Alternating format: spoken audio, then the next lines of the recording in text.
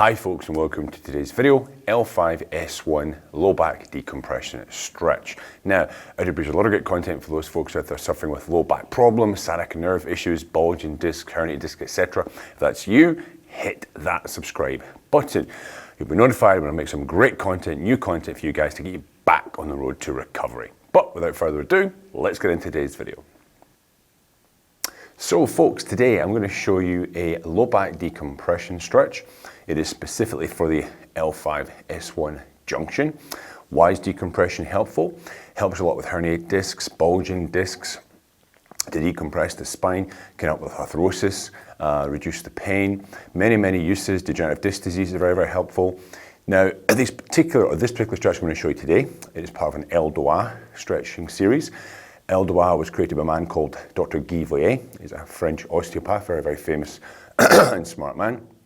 I did his course many years ago, and I use these decompression stretches with nearly all of my clients. They're in my course. I actually run a course. It's a 21-day recovery challenge. It's going to pop up on the screen. You can go and check it out, the link there.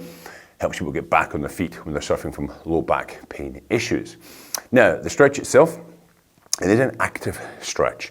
And without going into too deep of the physiology, we have to put in place tension on our limbs to create a specific point of tension to help us decompress. So, quick example, if I was trying to sort of decompress my elbow and I pull one way, the whole arm moves. If I pull back this way, the whole arm moves. If I want to focus on this point, I need to be pulling from there and from here away. So I create the decompression. Now this is targeted, this is not like passive where you hang, which I also talk about as well. You can do hanging decompression. This is an active decompression move. Now, you would do this ideally against a wall. I'm just going to show you for the actual exercise description today. I've got this couple of boxes here for you, but a wall is very useful, the back of a door. Now, there's a couple of things I need to talk about so you understand. When you do the stretch, like any brand new exercise, make sure you do sort of 50% of your pushing power. Okay, that'll become apparent when we get into the stretch itself. Because if you try to stretch tissue which has not been stretched before and you go aggressively into it, you may hurt yourself, right? And the whole point of this stretch is to reduce pain, okay? So when I do say start with 30, 40, 50% power, I mean it, all right? Make sure you do that. Also, the time you do the stretch for, you want to try to get at least 20, 30 seconds, but you'll be working up to a minute, okay? And if I was at home, never done it before, I'd probably start with 20 seconds. The next time I do it, 25. Just add 5 seconds each time to get more comfortable with the stretch. It's quite normal as well, when you start these types of stretches, you will feel tension in other areas. That's okay, okay? You're generally, because you put the tissues into tension, where they're tight, you will feel excessive tension. That's okay. The tissue will stretch as long as you gently increase the power 30, 40, 50%. So let's get into the stretch. So I'm going to run through the basic stretch first. Then I'm going to sort of show you a few modifications that you can do if you're starting to get into the main position. So the main position for this is we get in against a wall here, boxes, we bring our legs up onto the wall. So my buttocks touching the wall here. Now, the first thing we want to do if we're targeting L5-S1, which is the very lower back section, I'm going to pull that lower back onto the floor. Now, a good way to cue this, okay, is take a deep breath in, push your stomach out against your hand. So if I breathe in, see my stomach rises, pushes up against my hand. When I breathe out, try to imagine I'm pushing my belly button through onto the floor. That will help push that lower back onto the floor. So my hand here can't get in there, okay? You want to feel that lower back section is on the floor all the time. You just consciously pull it down, hold that position, okay? That's position number one. Now, the legs, should they be rotated outwards, inwards? You want to rotate the legs inward, okay? Next move, you want to pull the toes back towards your knees. So now we've got all this in tension. And then you want to lock the knees, so I'm extending them. So now I've got tension through my legs, front part of my shin, my toes are down towards me, and my lower back is still pulled onto the floor, okay? You don't release that, you keep that tension there. Now I'm holding this, which is not a problem for me, it's not excessive tension. I've just turned into that position, that is my tension.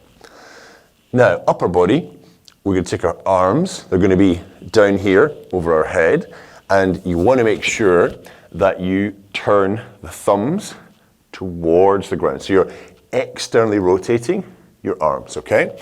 So we externally rotate, thumbs are on the floor, my bicep is close to my ear. So we're holding all that position. This is not the stretch yet, okay? This is the start position. The stretch itself will require force, as I said, 30 to 40 to 50% to start with of your maximal force.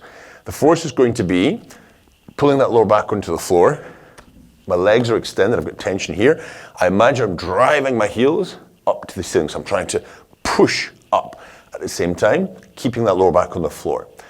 Then, with my arms, I push my arms away, like I'm pushing my whole upper body, shoulder section away from my lower body. And effectively, I'm creating this decompression movement. Very minor, just a few millimeters. So we get into position and maintain the position. So you rotate the legs in, keep the toes down towards your knees.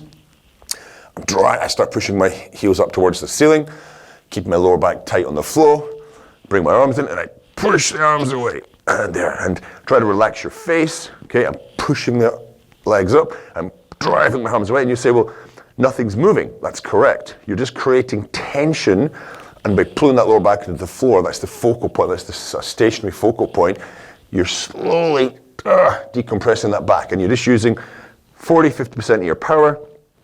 Push, push, push, push, push, and you do 20 seconds or so, and then relax. I mean, you relax, just let the legs roll off. So, that position, admittedly, first time you've done this, there can be some problems. Perhaps you've got sciatica, got quite tight hamstrings, you can't get this close in. Well, the great thing about these stretches is, it is to your individual maximum, and you will get benefit. So, I've had clients, very tight hamstrings, sciatica, I say, okay, it's not a problem. All you need to do, you just shuffle your bum away from that wall as far as you need to. So when I'm putting my legs here, I have no tension and no sciatica, okay? And then this is your start position for you. And you do the same thing. Pull the lower back onto the floor. Rotate my legs inward. Toes towards my knees. And of course this time I'm driving my heels away from me, okay? I'll topple the box if I do it, so you can, if I do that, I'm pushing the box. So I push, pull the lower back into the floor, legs are tense, they're not relaxed, they're tense, pushing, and again, push with the arms, push, push, push, push, push. Colin, I've got a problem with my shoulder, I can't lift it up, that's okay. If you need to have your arms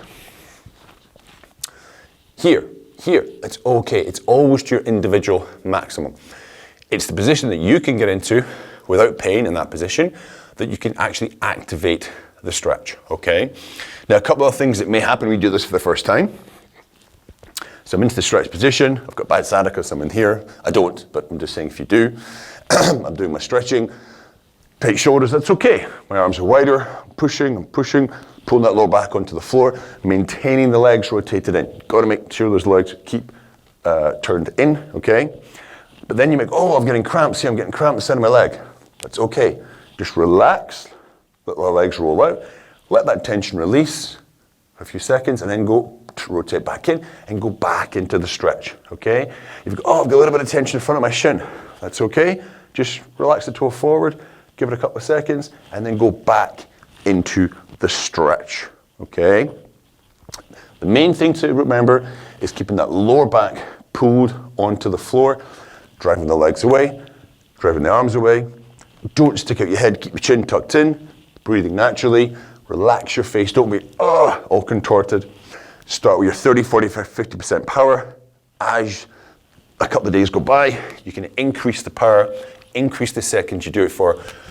Try to work up for that to that minute, yeah? And there's a lot of research in the literature that decompression therapy has beneficial effects. There's even some research on el doigt now as well. I'll put a couple of links for you guys in the description, go and check it out. I did a blog article on el doigt as well. I'll let you go and look at that. The link will be down there as well for you guys. But listen, I know it is a technical stretch. It is quite a long video, okay? So any questions, comments, please hit me up in the comment section down below. There's another video that's going to pop up. So that was for L5, S1, level of your spine. Another video is going to pop up, which is for L4, L5. So if you've got a herniation or disc bulge at that level, this will help, yeah? But there's a specific video for you, which is going to flash up on screen in just a couple of seconds. Now guys, I know there'll be lots of questions. If you yourself are struggling with your low back issues, sciatica nerve pain, etc., hit me up in the comment section. If you look, I do respond to all my comments. I try to help as many people out as possible. You don't want to share it publicly, by all means, email me. My email is also down in the description.